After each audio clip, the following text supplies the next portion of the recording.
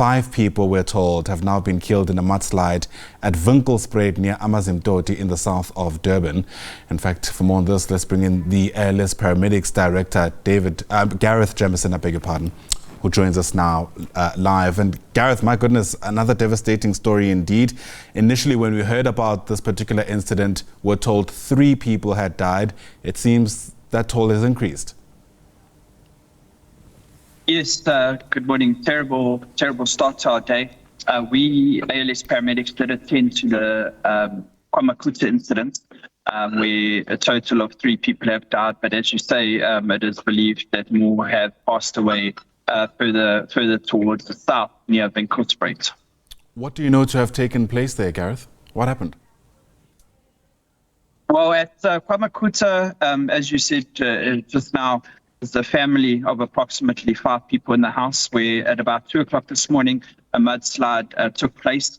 And obviously with the force of the mud coming through the house, the 3 children were able to escape unharmed, thank goodness. However, the mom and the father were buried in the sand and the rubble that came down from the house. Their bodies, unfortunately, have just been recovered a short while ago by all the necessary rescue organizations with the use of a sniffer dog, Ghost K9.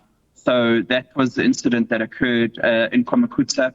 And then, as I think it's the same incident above where you described, a short while earlier, where a person, a male believed to be in his 30s, also passed away.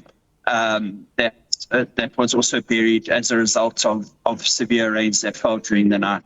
Oh, I see. So this includes the family we've just spoken to. All right. The terrain seems to be very difficult to navigate there because of how sustained these rains have been and the impact it's had on the ground.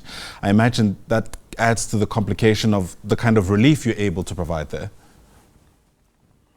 Yes, so when I arrived there personally, fire department were in attendance, but none of our vehicles could get down there. And I mean, you could actually see in the videos that cars are there, but due to the heavy rain that sustained last night, the roads are inaccessible unless by 4x4. We did make use of a TLB, as you've seen in multiple videos. And the reason for the use of the TLB was to make sure that the structure is safe for rescuers to go in.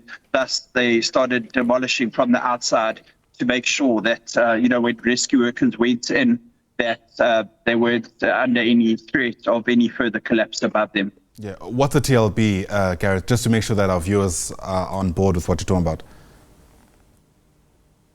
It's almost like a grader, a tractor. Right. It's in one of the videos where you see them tearing down the house with the bucket that they use, if I may say it that way. Okay. Have you seen something like this take place around that area before?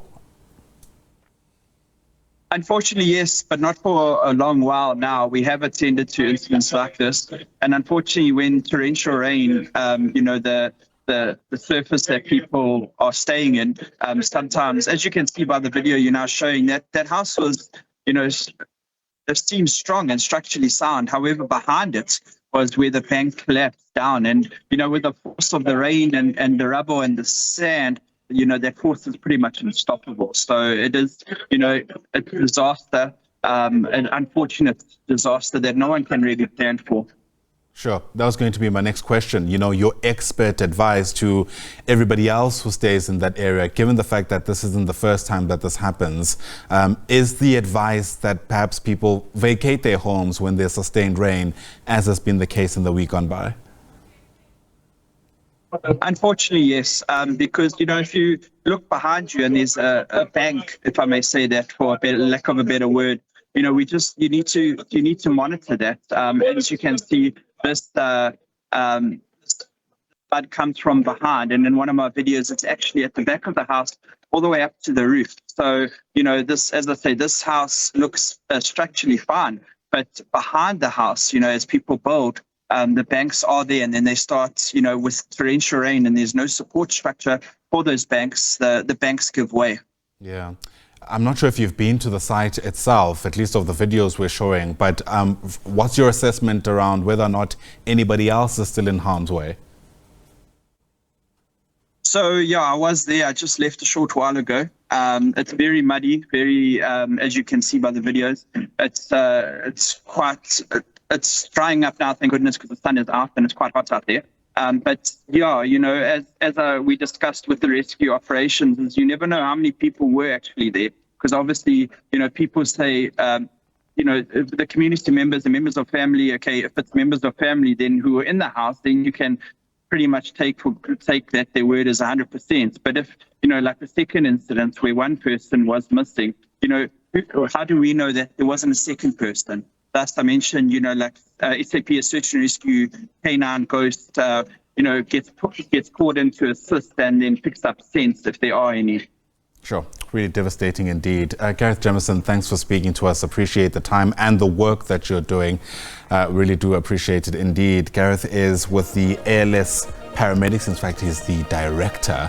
5 people, we're told, being killed in mudslides in KwaZulu-Natal. I bet you're thinking it's just one after another when it comes to weather-related tragedies in that province. And here we are, I'm afraid, confirming that sentiment. We'll keep watching that story very closely for you as it continues to unfold.